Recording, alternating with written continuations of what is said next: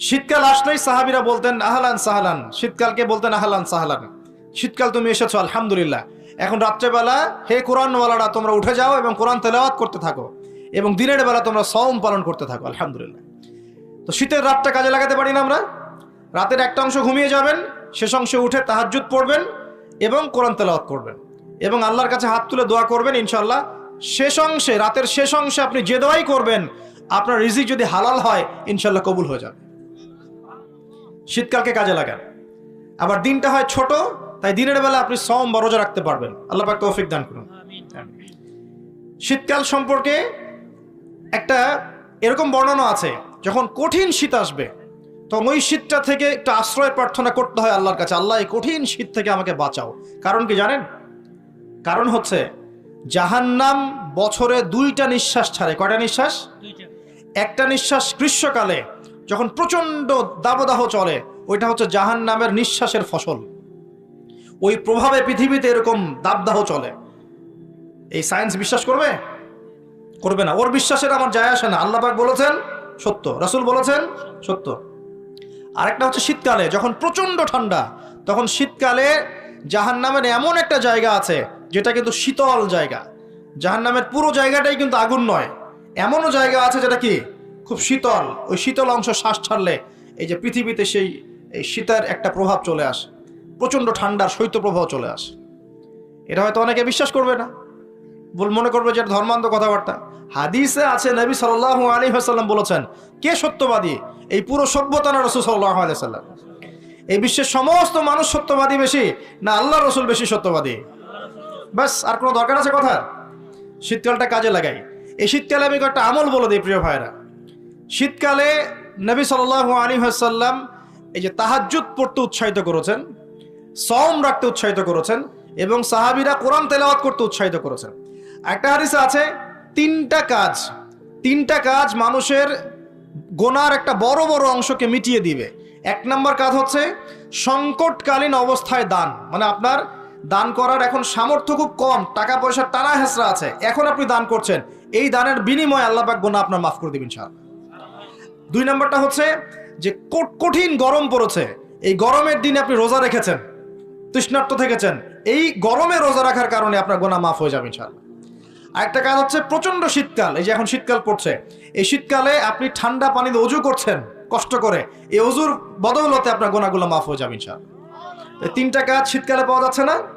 3 নম্বর কাজটা শীতকালে পাওয়া যাচ্ছে না, যে শীতের সময় পূর্ণাঙ্গ রূপে ওযু করলে আপনার গুনাহগুলো মাফ হয়ে যাবে ইনশাআল্লাহ। তো শীতকালে মাশাআল্লাহ আমাদের ওয়াজ মাহফিলগুলো হবে, ওয়াজ মাহফিলগুলোতে অ্যাটেন্ড করবেন, ঈমান রিচার্জ করবেন, রাতের বেলা তাহাজ্জুদ পড়বেন ইনশাআল্লাহ। তাড়াতাড়ি ঘুমিয়ে যাবেন যাতে করে শেষ রাতে আপনি উঠতে পারেন। রাতটা লম্বা হবে, একটা অংশে কোরআন তেলাওয়াত করবেন, একটা অংশে দোয়া করবেন ইনশাআল্লাহ তাআলা। আল্লাহ পাক দুনিয়া আখিরাতের যত হাজত আপনার পূর্ণ করে দিবেন ইনশাআল্লাহ। আর দিনের বেলা সম্ভব হলে সওম রাখবেন। প্রিয় ভাইরা, এভাবে আপনি রাতটা পার করলেন, দিনের বেলা এবার সকালে ঘুম থেকে উঠলেন, উঠে আপনি কি করবেন? নিজের মন গড়া পদ্ধতিতে উঠে বাথরুমে চলে যাবেন, নাকি একটু দোয়া কালাম পড়বেন? উঠে দোয়া পড়বেন, আলহামদুলিল্লাহিল্লাযী আহইয়ানা বা'দা মা আমাতানা ওয়া ইলাইহিন নুশুর। তারপর যাবেন আপনি বাথরুমে, গিয়ে আগে কোন পা ঢুকাবেন? ডান পা না বাম পা?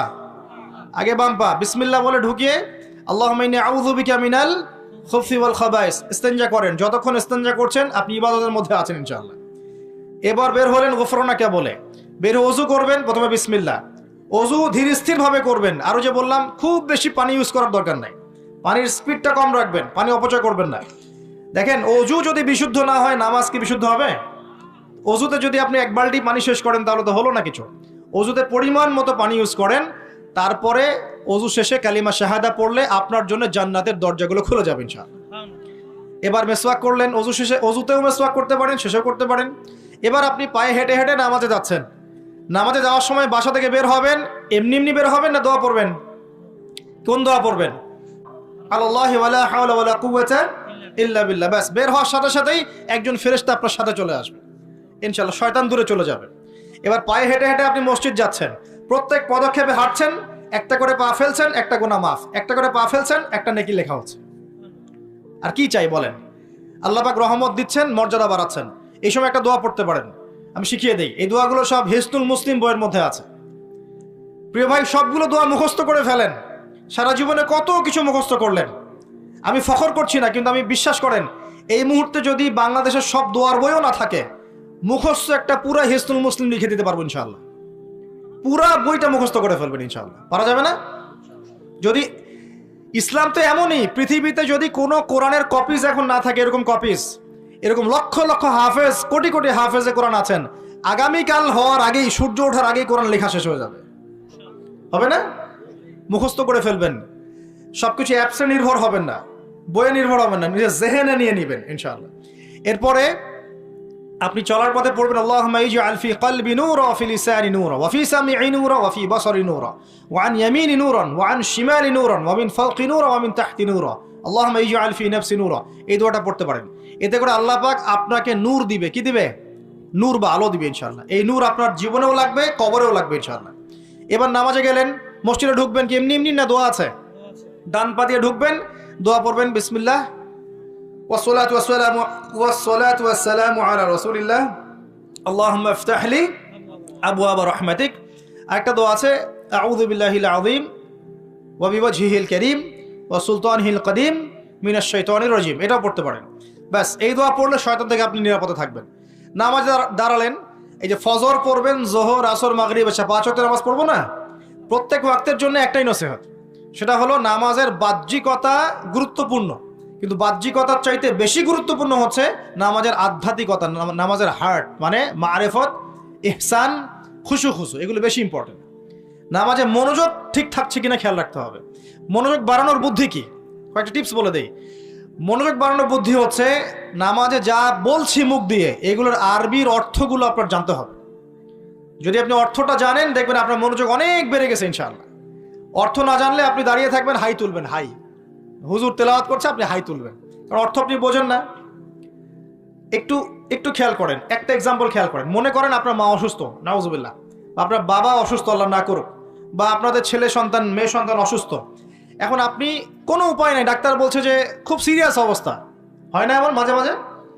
আচ্ছা, এখন আপনি সেজদায় পড়ে গেলেন, হাত তুললেন, তুলে আল্লাহকে বলছেন, আল্লাহ আমার বাবা অসুস্থ, আমার মা অসুস্থ, আমার ছেলে বা মেয়েটা অসুস্থ, আল্লাহ তুমি তাকে শেফা দান করো। এই কথাটা বলার সময় আপনার চোখ দিয়ে পানি ঝরে না? ফিলিংস আসে না? এই ফিলিংসটা কেন আসে? কারণ আপনি যা বলছেন আল্লাহকে, সেটা আপনি উপলব্ধি করতে পারেন, ফিল করতে পারেন। আর নামাজে কেন মনোযোগ আসে না? কারণ নামাজ আমি যা পড়ছি এটা তো আমি ফিলই করতে পারি না, আমি তো এই ভাষাটাই বুঝি না, অর্থই জানি না, কেমন করে ফিল করব? এই জন্যই বলি কোরআনের অর্থ জানার দরকার নাই।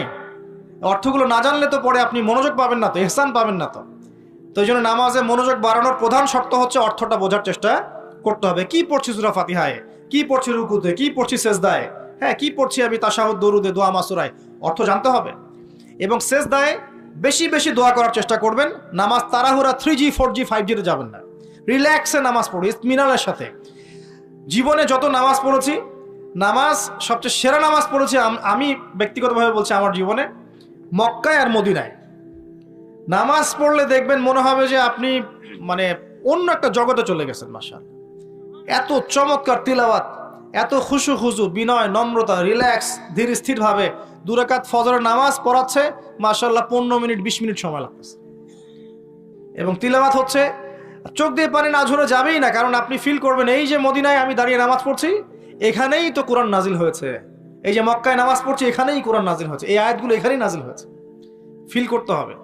তো এখন নামাজ যারা পড়াই, আমরা ইমাম সাহেব আছি, আমি রিকোয়েস্ট করবো যে নামাজটাকে একটু রিল্যাক্সের সাথে, খুশুর সাথে পড়াই। আমি জানি মুসল্লিরা এখন খুব ব্যস্ত, ইমাম সাহেব লম্বা করতে চাইলে মুসল্লি এসে ডিস্টার্ব করা শুরু করে, নাকি ইমাম সাহেব আপনার কি কাজ নাই, এত লম্বা করেন কেন? প্রিয় ভাইয়েরা, দুনিয়াতে কেন এসেছি বলেন তো? দুনিয়াতে কেন আসছি আমরা? ওয়ামা খালাকতুল জিন্না ওয়াল ইনসা ইল্লা লিয়াবুদুন, কার ইবাদত করতে আসছি? তো দুনিয়াতে নামাজই তো বেস্ট ইবাদত। এই ইবাদত করতে এত সময় হচ্ছে না, তাহলে দুনিয়াতে আসলাম কেন ভাই? দুনিয়া থেকে আমি শুধু বউ বাচ্চা, সন্তান সন্ততি আর ব্যবসা বাণিজ্য করতে আসছি? আল্লাহ পাক তো পাঠিয়েছেনই আমাকে ইবাদত করার জন্য, তাহলে আমি ইবাদতে এত তাড়াহুড়া কেন? রিল্যাক্স থাকেন, আল্লাহ পাক তৌফিক দান করুন। এইভাবে 5 ওয়াক্ত নামাজ পড়বেন, আল্লাহ পাক তৌফিক এনায়েত করুন। আর নামাজের কিছু বাহ্যিক মাসআলা আছে, এই মাসআলাগুলোকে নিয়ে কিছু ইখতিলাফ চলে আসছে দীর্ঘদিন থেকে। এই ইখতিলাফগুলোতে গিয়ে উম্মাকে বিভক্ত করবেন না আল্লাহর ওয়াস্তে। যে যেটার উপর আমল করছেন আল্লাহর রাস্তায় করেন, কিন্তু এক ভাই আরেক ভাইয়ের সাথে গোশত কামড়াকামড়ি করেন। কথা কি বুঝতে পারছেন? এগুলো ইখতিলাফি মাসআলা, ফিকহি মাসআলা, উলামায়ে কেরামের মধ্যে ইখতিলাফ দীর্ঘদিন থেকে ছিল, থাকবে। যে যার মতো আমল করছেন করতে থাকেন, যেটা আপনার কাছে বেশি সহি মনে হচ্ছে, যেটা আপনার কাছে বেশি গ্রহণযোগ্য দলিল মনে হচ্ছে, আপনি সেটার উপর আমল করেন, কোনো সমস্যা নাই। কিন্তু এই ইস্যুগুলোকে কেন্দ্র করে মসজিদগুলোকে ভাগ করে করে উম্মাকে বিভক্ত করেন না। এতে কাফের মুশরিক মুনাফিকরা হাসে আমাদেরকে দেখে, ওরা আমাদেরকে দেখে হাসে, দেখো কি জাতি, কি কি বিষয় নিয়ে উম্মাকে বিভক্ত করে নিজেরাই আপসে বিভক্ত হয়ে গেছে। একটা বিভক্ত জাতিকে শাসন করা সহজ না ঐক্যবদ্ধ জাতিকে শাসন করা সহজ? বলেন। এখন আমরা তো বিভক্ত না ঐক্যবদ্ধ? সুবহানাল্লাহ। কাফের মুশরিকদের মধ্যে যদি 100টার মধ্যে 90টা বিষয়ে দ্বিমত থাকে, একটা বিষয়ে ঐক্যমত যে মুসলিমদের সাথে, মুসলিমদেরকে ডমিনেট করতে হবে, মুসলিমদেরকে মানে ডিঙ্গিয়ে উপরে যেতে হবে, ওরা একমত, মাশাআল্লাহ, ওরা ঐক্যবদ্ধ। আর আমাদের মধ্যে যদি দেখেন আপনি যে 90টা বিষয় আমরা একমত, এই 4টা 5টা 6টা বিষয় আমরা দ্বিমত, ওই কয়েকটা বিষয় যথেষ্ট উম্মাকে বিভক্ত করে ফেলার জন্য। তাহলে আমরা নিশ্চয়ই দূরদর্শিতা সম্পন্ন জাতি হলাম। আল্লাহ পাক জানি না আমাদের কবে বোধোদয় দিবেন। দোয়া করি আল্লাহ পাক এমন প্রজন্ম যেন নিয়ে আসেন যারা স্মার্ট হয়, বিচক্ষণ হয়, উম্মাকে ঐক্যবদ্ধ করতে পারে। আমিন। যদি আমাদের দ্বারা না হয়, না হোক, আল্লাহ পাক এমন প্রজন্ম নিয়ে আসুক যে এই প্রজন্ম আল্লাহ রাব্বুল আলামিনের জমিনে উম্মাকে ঐক্যবদ্ধ করে উম্মাকে এগিয়ে নিয়ে যাবে ইনশাআল্লাহ। প্রিয় ভাইরা, এইভাবে নামাজ শেষ করেন।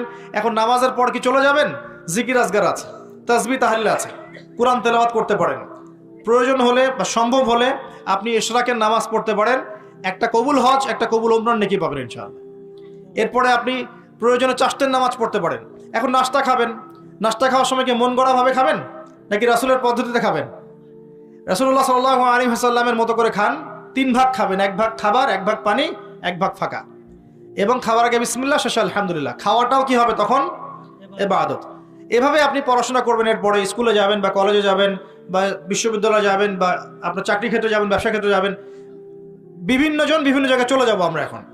এখন কি নামাজ তো পড়লাম রাসূলের মতো, তাহাজ্জুদ পড়লাম রাসূলের মতো, ওযু ইস্তেঞ্জা খাবার খেলাম রাসূলের মতো। এখন কি আমি অর্থনৈতিক জীবনে গিয়ে রাসূলের খেলাফ চলবো? আমি কি শিক্ষা ক্ষেত্রে গিয়ে রাসূলের খেলাফ চলবো? আমি কি পরিবারে এসে এখন রাসূলের আদর্শের বিরুদ্ধে চলবো? তাহলে কি আমি পরিপূর্ণ মুসলিম হতে পারবো? তাহলে সমাধান কি? ব্যবসা করতে গিয়েছেন, এখানে ব্যবসার সুন্নত আছে, মাপে কম দিতে পারবেন না, পণ্যে ভেজাল মিশাতে পারবেন না, কাউকে ঠকাতে পারবেন না, ঠিক আছে, মজুদদারি করতে পারবেন না, আপনি কৃত্রিম সংকট তৈরি করতে পারবেন না। ব্যবসার মূলনীতি মেনে চলবেন, ইনশাল্লাহ আপনি এখানেও নাকি পাবেন ইনশাআল্লাহ। বরং সৎ ব্যবসায়ী হলে পরে আপনি নবীদের সাথে হাসর করতে পারবেন ইনশাআল্লাহ। চাকরি করতে গিয়েছেন, এখন কি ফাঁকি দিবেন কাজে? এখন কি ঘুষ নিবেন? এখানে কি আপনি সুদ খাবেন? এখানে কি আপনি দুর্নীতি করবেন? এখানে আপনার চয়েস, আপনি যদি করেন ক্ষতিগ্রস্ত হবেন। ইবাদত বন্দেগীর জীবনে আপনি মুসলিম হলেও এই ক্ষেত্রে কিন্তু আপনি পরিপূর্ণ মুসলিম হতে পারছেন না। আবার যদি সমাজে যান, এখানে কি আপনি গিয়ে মন গড়া সব কাজ করবেন, মন গড়া বিধান প্রয়োগ করবেন? এটা কিন্তু আপনার চয়েস। কিন্তু যদি আপনি করে ফেলেন, তাহলে ওই ক্ষেত্রে আপনি পরিপূর্ণ মুসলিম হতে পারলেন না। এভাবেই জীবনের প্রত্যেকটা ক্ষেত্রে যদি আমরা রাসূলের আদর্শ মেনে চলি, অটোমেটিকলি সমাজে শান্তি, শৃঙ্খলা, স্থিতিশীলতা চলে আসবে ইনশাআল্লাহ। এবং শুধুমাত্র যুব সমাজ নয়, আমাদের প্রবীণরা, মা বোনরা, আমাদের আগামী প্রজন্ম এবং চলমান যে প্রজন্ম চলছে, সকলেই উপকৃত হবে ইনশাআল্লাহ।